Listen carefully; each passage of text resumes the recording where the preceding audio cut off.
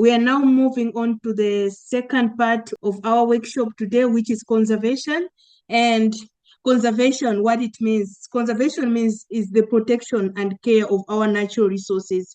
And it's done in two ways. There are two approaches into it. We have in situ conservation and ex situ conservation. That takes us to our last part of the talk, which will be done by Kondwani Kusakala.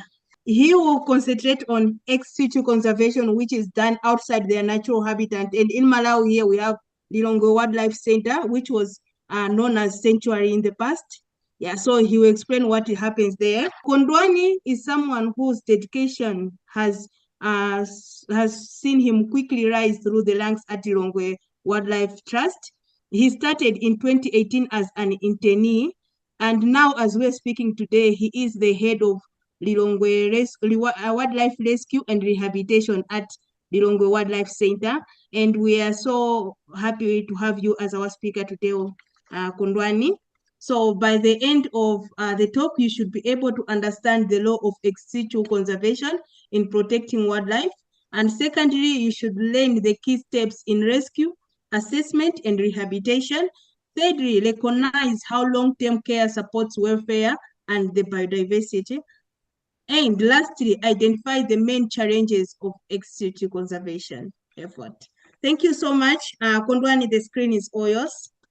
We're just starting with the definition for ex situ conservation. It just refers to protection of species outside of their natural habitat. So it covers rescue, rehabilitation, and sanctuary efforts. So sanctuary efforts or other activities that we do in order to keep the animals safe and healthy while they are here at the rehabilitation center. So at LWT, ex situ conservation plays an important role in serving the injured, orphaned animals that we receive from the public. So sometimes we rescue them, sometimes the public will come to us with different type of animals that have they rescued along the way.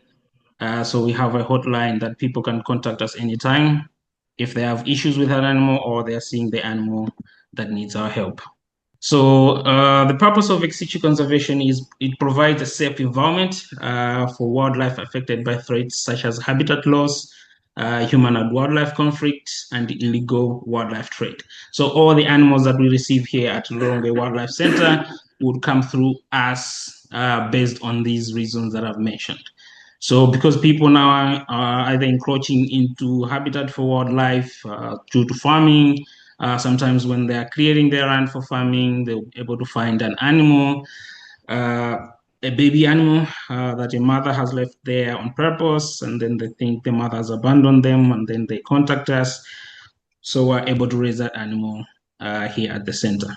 So it also allows for medical care and rehabilitation, and it allows species recovery under controlled conditions, so that we are able to monitor the animal here at the center before it's fully recovered, and then we can release into the protected areas. So at LWC, ex situ works with helping rescuing, preparing animals for the introduction into their natural habitat whenever possible.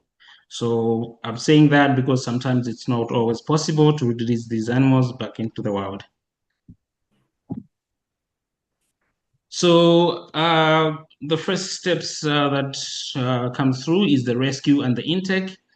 So the animal was rescued based on different reasons, either illegal trade, the animal was injured, and we're able to go and get the animal and bring it here to the wildlife center, or human and wildlife conflict. So sometimes people just call us that are having problems with these particular animals. Recently, we have been receiving a lot of calls regarding vervet monkeys within Lilongwe city. So we're able to go there, rescue those animals, either bring them here to the LWC to monitor them, or if they're healthy, we can straight away find a releasable site where we can take them to.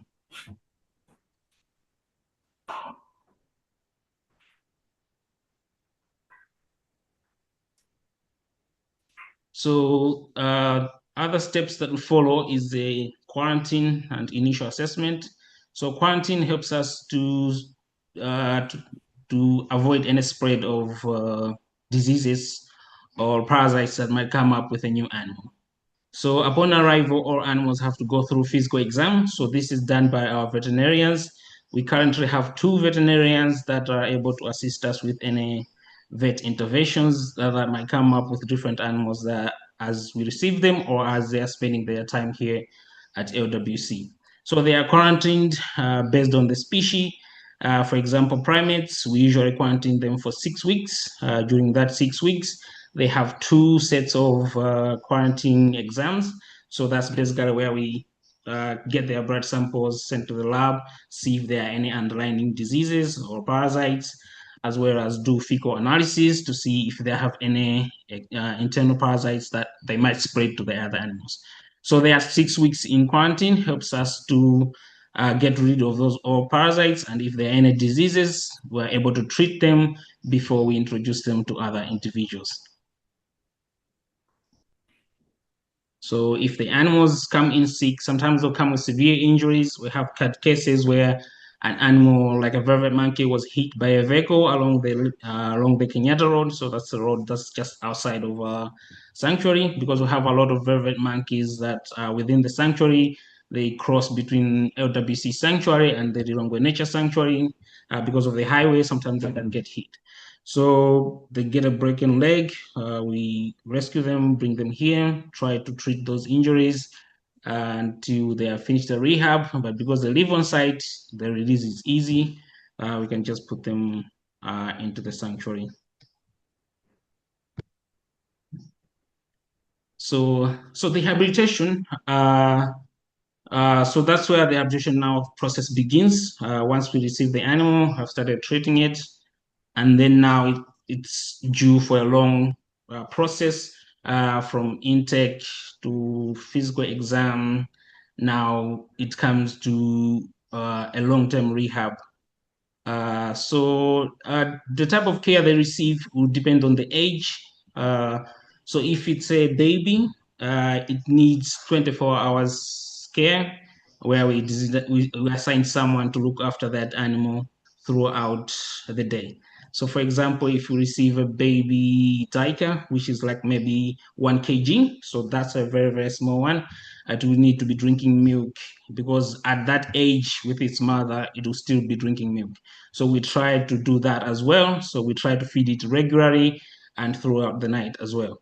So another care depends on health status. So like I said, if the animal is injured, then our vet has to be on top, trying to prevent any infections or diseases from spreading, to make sure that the animal is well and also secluded from other individuals, and getting a special diet that might help them back to health, as well as the species type. So every species that we receive, depending on the species, the habitats or the enclosures that we give them will be in relation to that particular species.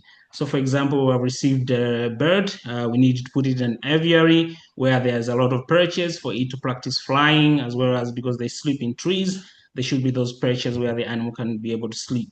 And if it's a hedgehog, you know that they sleep underground. So we make sure that we have an environment where there's a lot of grass or dirt, so that they're able to dig and sleep underground. So on that, we have to do it based on every species that we receive. So of all the animals that they come into LWC, not all of them we can release. Others will have to stay here for the long term. So for the animals that need to stay here for the long term, we have to make sure that we give them a suitable environment for them, so as we can imitate as if they're living in the wild. So we give them the best living conditions, so that for them they should be free and relaxed, and they're able to display their natural behavior without infringing any of their 5 freedoms of animal welfare. So with the long-term animals, this allows us as well to use these particular animals for education purposes, where we have occasional school groups that come to LWC so that they can see different animals and learn about their behavior, their diet, and so on. So that gives a picture to school children on how different animal species live in the wild. So for example, this is, so of all the animals that we have, we usually give them a name so that when we're referring to those particular animals, we know exactly what type of individual we have, especially for the ones that are gonna stay long with us, because they have to have a medical, a database so that we know every single step or what has been their problems in the past. So that's Casey in her trip with her baby. So the baby was rescued and eventually we are able to integrate her with the baby. So that way she's looking after the baby and we are not using a lot of manpower or a lot of hours from the staff to look after the baby. So we try to do it at the early stages where we can introduce the baby to the foster mother that can be looking after the baby 24/7, and our job will just to be to feed the milk to the baby. So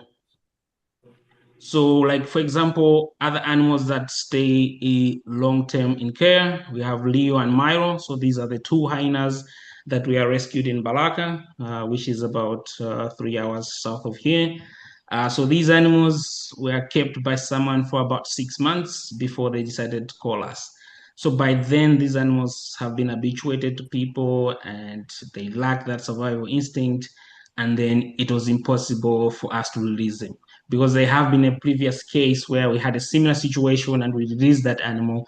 It didn't do very well in the wild, and eventually had to bring it back to the BC for a long-term care. So this is an example of animals that stay long-term here at Lilongwe Wildlife Centre. As well as sometimes not all animals stay long here, we release them in the end. So this is Mani and Joff. So Mani is the common duiker and Joff is the warthog. So Joff, who is the warthog, was rescued in Rwanda after being found around her dead mother because he was still small, that he still required milk. He couldn't survive on his own. So we were able to rescue him from Rwanda National Park and bring them here to LWC. At the same time, we were able to rescue Mani as well from illegal wildlife trade around Blantyre when people were selling him alongside of the road. So they came around the same time, so we're able to integrate them together because none of these animals usually they are with someone when they are very little. So we integrate them together and then they were friends from then on, and then we eventually released them when they were fully grown. So some conservation impacts. It improves animal welfare and biodiversity protection, supports research and education, and supports population stability of the threatened species. So some of the ex situ conservation challenges that we experience, some of them are difficulties in adapting into the wild. Earlier on, I gave an example of the hyena that we released. I think it was in Kasungu by then. It didn't do very well, that we had to bring it back here at LWC. So those are some of the challenges that we face on everyday situation, like limited suitable and protected areas to release these animals. For example, with primates, the yellow baboons of velvet, they require bigger distances for them to be moving and foraging and searching for food, which is very, very, very, very difficult to find a big park enough so that they can stay there. They end up moving outside of those protected areas, and then we end up having problems with human and wildlife conflict as well, because people will be calling us out, there's these monkeys, they're causing problems within the communities. So that's one of the challenges that we face on a regular basis, trying to find suitable release sites for these animals. And high financial costs to cover food, medication, and build enclosures for different animals that we have.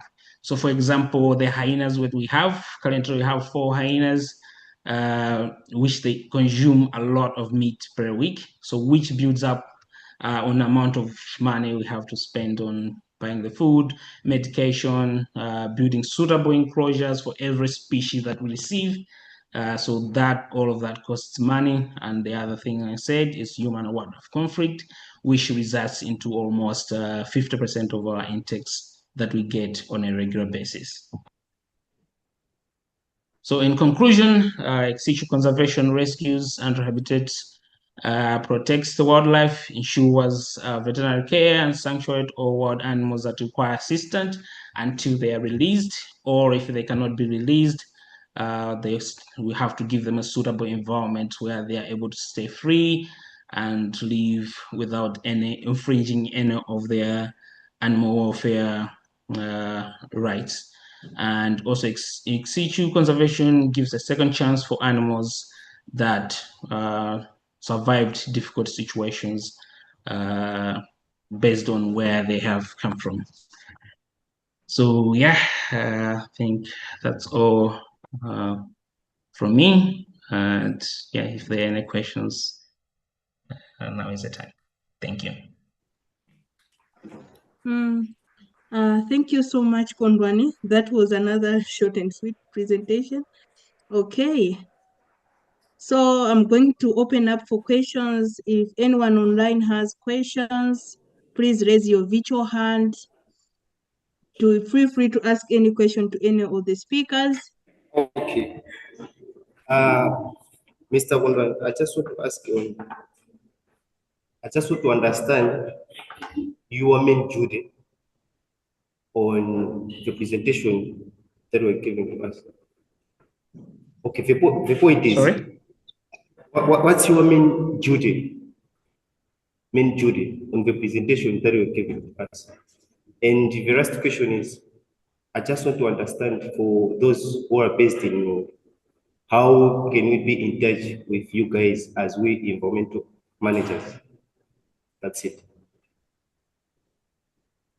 All right, thank you so much. My main duty here at the LWC is because I'm the head of wildlife rescue and rehabilitation. I'm responsible for coordinating all the activities that happen at LWC.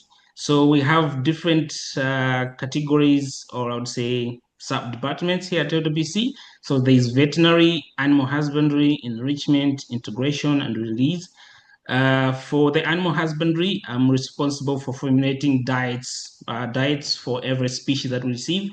So I should be able to research and find out what particular diet of that animal is, as well as coordinate with the veterinary team on the right treatment for each and every individual that comes through the center. Also, for the animals that stay here long term, we have to discuss with our enrichment coordinator on the different enrichment items that we can give them, as well as coordinating releases, identifying suitable release sites across Malawi. So I'm able to coordinate with, like for example, Advantage of National Parks, Lilongwe, Amajete, on if they can give us release site to release all these animals that we get. So as well as I'm also in charge of looking after the integration process of our primates, because primates, they don't do very well on their own. We have to integrate them into troops before we can release them. So we have different troops here at LWC. When we receive a vervet or a yellow baboon, we have to integrate them in one of the troops that we have here at LWC until we can find a release site. That's where we take them to. So I'm responsible for coordinating all the activities that happens here at LWC, from intake process all the way up to release of that particular animal. And if you want to contact us, you can always go to our website where we have a hotline, or you can send the email through the email that's on the website. So that should give you access, or anything you want to be involved in, you can go through the website and be able to link which side of LWT that you want to get in touch with. I hope that answers your question.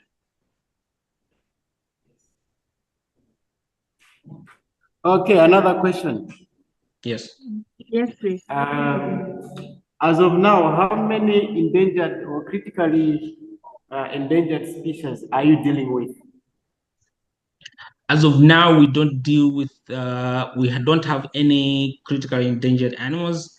The ones that we deal with on a regular basis would be pangolins. When they come in, we have to rehabilitate them and then release them depending on the age when they come in with. So sometimes they'll come in with severe injuries from different conditions like snare wounds that will have to come here at LWC, so that we have to look after them and then release them. But currently, we don't have any critically endangered species here at LWC. Okay. A follow-up question, Kondwani. So, which group, which category are the pangolins? Are they just endangered or critical endangered? Which group are they? Which group do they fall? For now, I'd say species of concern, because I think there isn't that much information on them, especially on their population sizes in the world. So it's our research department has been trying to establish population sizes in Malawi, doing through their research of borrow surveys, trying to see how many pangolins there are in the world. All right. Thank you so much. Wisdom, are there any question from that side? Oh, one more question. Yes. One more.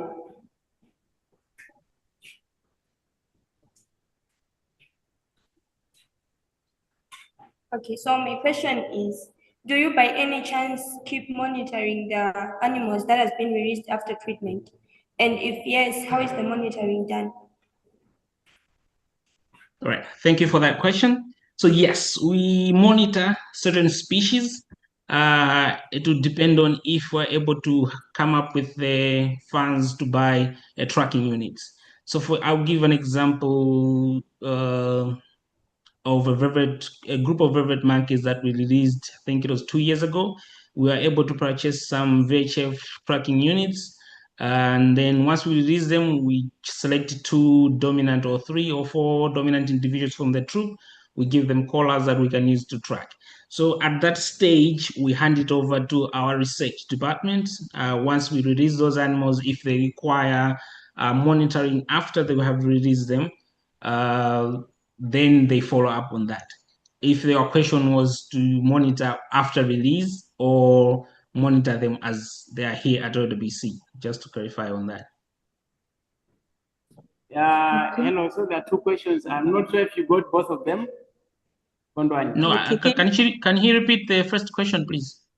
So the first question was, what happens if in the process of treating like one of the animals that you get, in the process of treating it dies, what do you do?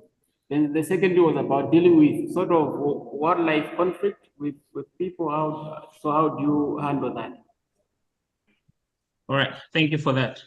So yeah, it happens that the animal might come with severe injuries that even if we try treating the animal, it doesn't work. They end up dying anyway. So if the cause of death was not really known, we try to do a necropsy where we have to dissect the animal and try to find out what really caused the death.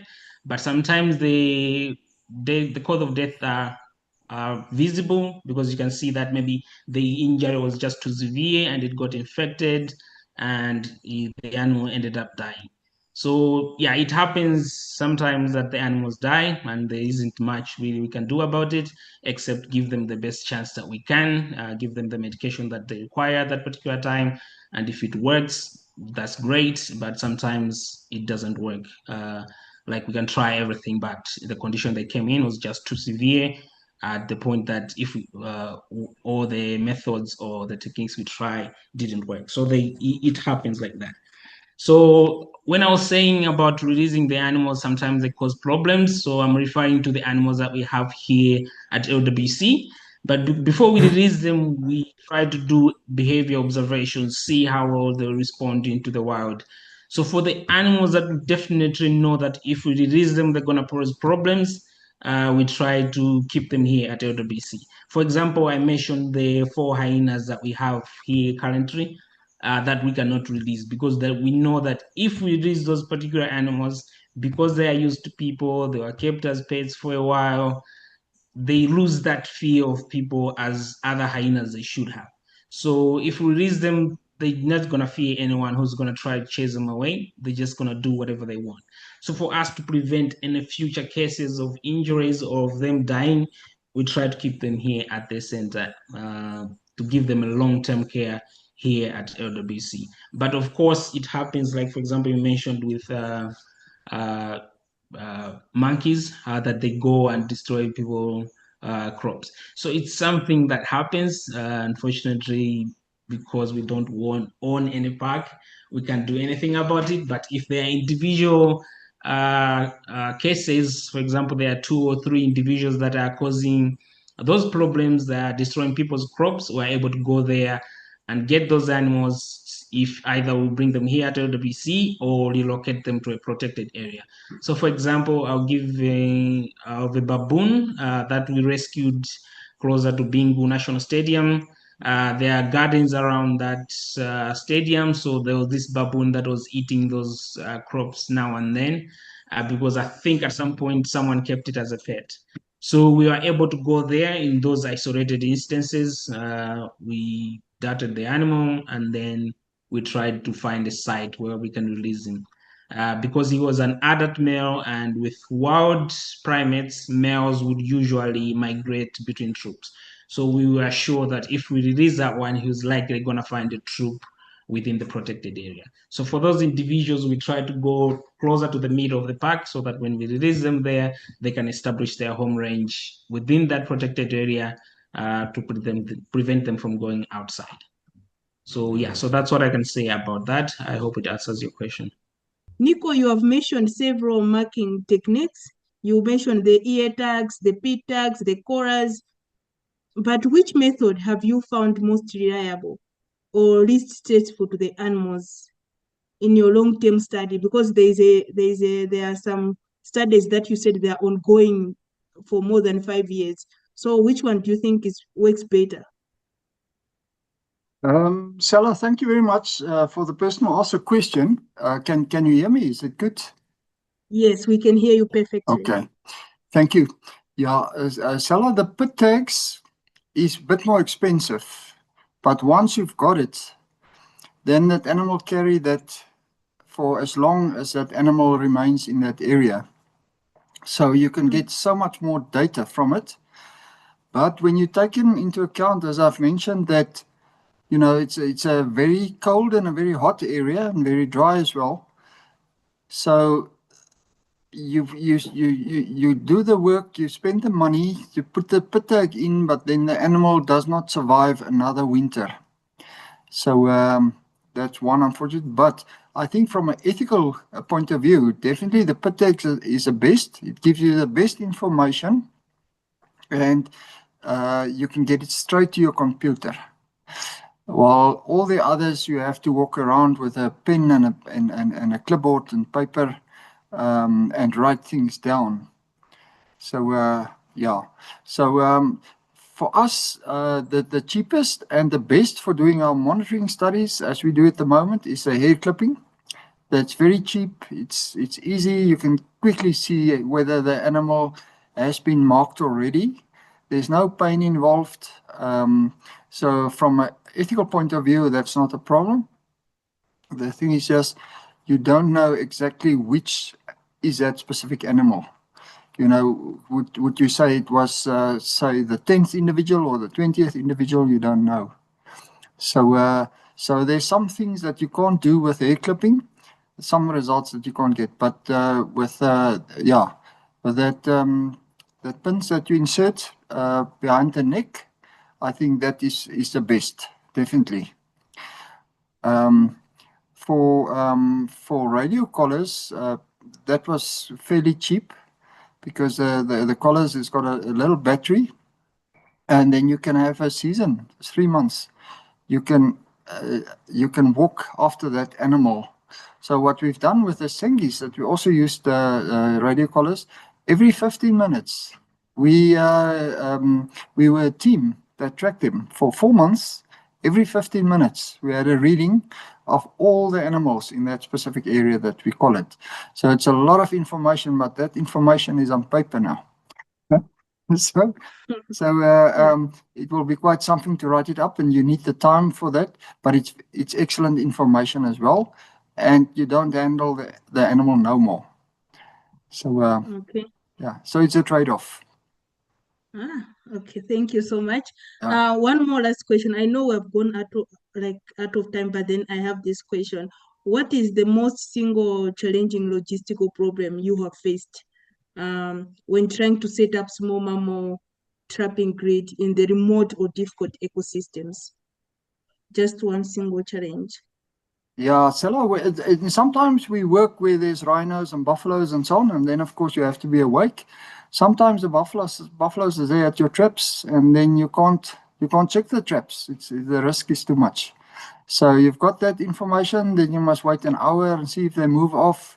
Especially if it's in a forestry area and it's during the day, then they will stay until tonight, which means then you only have maybe one checking for the day and not two, because we check just after sunrise and just before sunset. We check the traps again. So I think that's a main thing.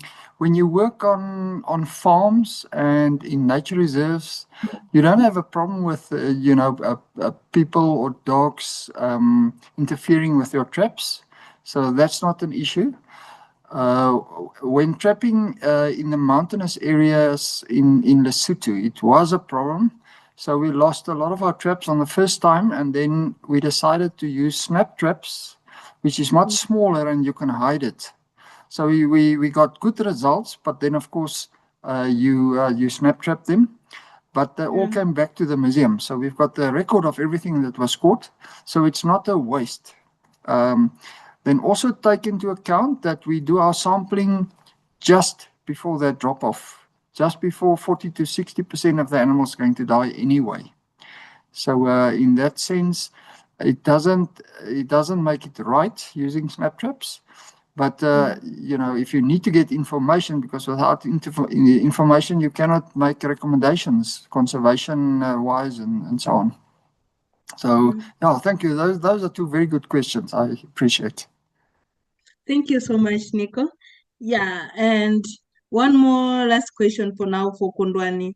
Kondwani, what measures have you put in place at the center to make sure that the animals that you rehabilitate, they don't get used to people and they don't get used to what we call in English, but in Chicho we can say moyo fewa, soft life of finding food and everything, but now they have to go, you have to release them into the bush, they have to find their own food. What measures have you put in place at Lilongwe Wildlife Trust to make sure they don't get used to that life?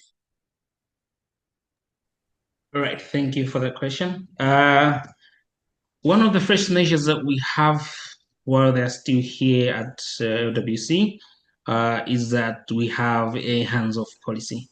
So sometimes they'll come in very small that we still have to hand feed those animals, but by the time they have started eating on their own, we tried not to interact with those particular animals to try to build that gap between them associating us with food. So we try not to handle them. We keep them in a separate environment where there are not too many people walking around, so that they are not used to people. Because if you are saying about soft life, is if we try to give them some challenges in finding food, so that way we might be infringing some of their rights, for example, like freedom from hunger and thirst. So we have to give them food not on a regular basis, but just for them to maintain their body weight and to prevent them from being hungry. So that way they're able just to eat just enough for them to sustain themselves. But sometimes for the animals that we release, after that we take them into a boma. For example, we released 3 several cats July this year. So we take them into a boma where they are secluded from everyone else into the protected area where they can do observation and see how well they are doing. And we just try to cover the whole area so that they don't see anything from outside except the food that we throw once a day in the afternoon. So that way might gradually build them to be more independent, but it's always a challenge. We can put those measures, but in the end, it's always a challenge because every day you are trying to make sure that these animals are healthy. Every day you are trying to make sure that these animals have been fed, they are disease-free, they're injury-free, but there is some interactions that is difficult to get rid of, but sometimes it works very well. You can see that sometimes we release the animals, they don't want to do anything with us. Once we release them, they just run off. And then we have also observed that once we put them in the bombers, they try to hunt for these small insects or small reptiles or small rodents. So you can see that, okay, I think once we release them, they should be able to fend for themselves. So yeah, so those are some of the measures that were put in place, but it's always difficult to make sure to keep it 100% of interacting with them. Thank you so much. And reaching this far, I would like to thank three of you, of our speakers. Thank you so much for your time and for sharing your expertise with us. We really appreciate. And yeah, I know the students have learned a lot. They had some connections difficulties, but they will be able to catch up on the recording that we have just taken. And if there are any questions, our online audience, please send them through to our emails, and we'll be able to send it to the speakers. And when they respond, we'll be able to send back the answers. And to the student as well, if they get any questions, I would like to ask your speakers, you will see us knocking on your door with the questions. Please, yeah, just respond to us so that we give them feedback. Yeah, thank you so much.